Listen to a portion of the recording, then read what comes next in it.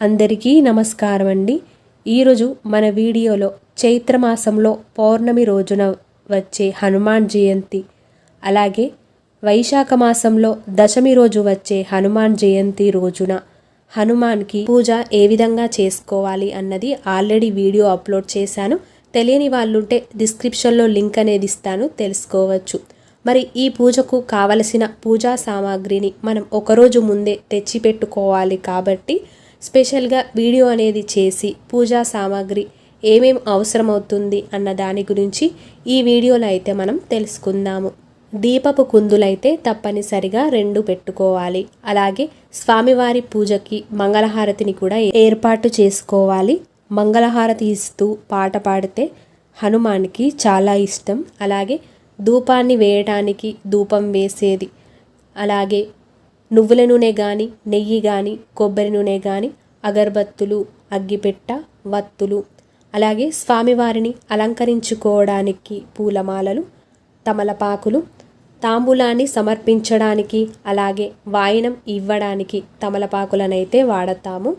మామిడాకులు లేదంటే అరటాకులైనా వాడవచ్చు. హనుమాన్కి అరటాకులంటే చాలా ఇష్టం. ఈరోజు పూజలో అరటాకులు అలాగే అరటి పండ్లు పెట్టి పూజించినట్లయితే చాలా మంచిది. అలాగే విడిపూలను కూడా అష్టోత్తర శతనామావళి చదివేటప్పుడు విడిపూలనైతే మనం సమర్పించాలి. అలాగే నైవేద్యాలను చూసుకున్నట్లయితే వడపప్పు, పానకం, చలిమిడి. ఈరోజు ప్రత్యేకంగా హనుమానికి అరటి పండ్లనైతే నైవేద్యంగా సమర్పించాలి. 5 కానీ 9 కానీ 11 కానీ పెట్టి మనం నైవేద్యంగా అరటి పండ్లను సమర్పించినట్లయితే చాలా మంచిది. వీటన్నిటిని కూడా మనం ముందుగానే ఏర్పాటు చేసుకోవాలి.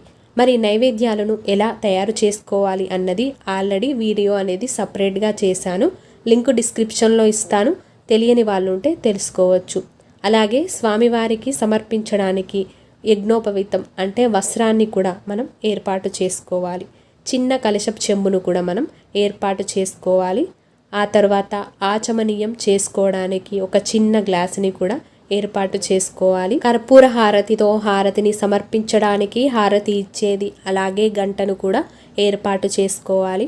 పూజంతా కూడా పూర్తయిపోయిన తర్వాత కొబ్బరికాయను కొట్టడానికి ముందుగానే కొబ్బరికాయ ఏర్పాటు చేసుకోవాలి. హనుమాన్ జయంతి రోజున ఒక హనుమాన్కే పూజ కాకుండా సీతారాములకు కూడా పూజ చేసుకోవాలి. సీతారాములు ఎక్కడైతే ఉంటారో అక్కడే హనుమాన్ కూడా ఉంటాడు.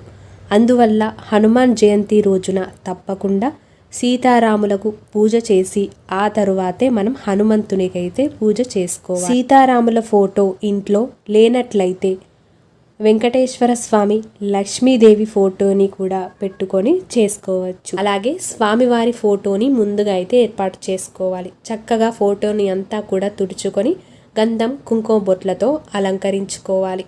ఇంట్లో సీతారాముల ఫోటో ఉన్నట్లయితే సీతారాముల ఫోటో వాడుకోవచ్చు. లేనట్లయితే వెంకటేశ్వర స్వామి, లక్ష్మీదేవి ఫోటో అందరి ఇంట్లో ఉంటుంది, ఆ ఫోటోనైనా కూడా వాడుకోవచ్చు. సీతారాముడు, లక్ష్మణ, హనుమాన్ ఈ విగ్రహం ఉన్నట్లయితే పెట్టుకొని పూజించినట్లయితే చాలా మంచిది.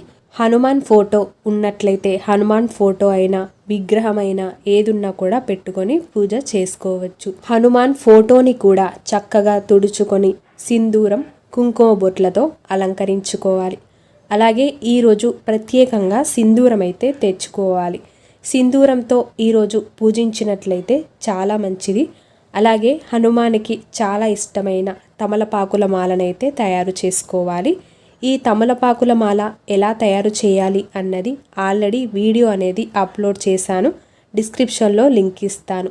ఇలా మాలని తయారు చేసుకొని ఆ మాలలపైన శ్రీరామ అనే పేరు రాసి హనుమాన్ మెడలో వేసినట్లయితే మనకున్న అన్ని కష్టాలకు పరిష్కారమైతే దొరుకుతుంది.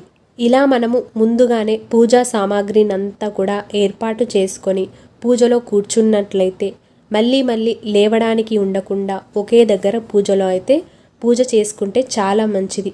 మనం ఎప్పుడైనా కూడా పూజ చేసేటప్పుడు ఊకే లేస్తూ కూర్చుంటూ అలా అయితే పూజ చేయకూడదు.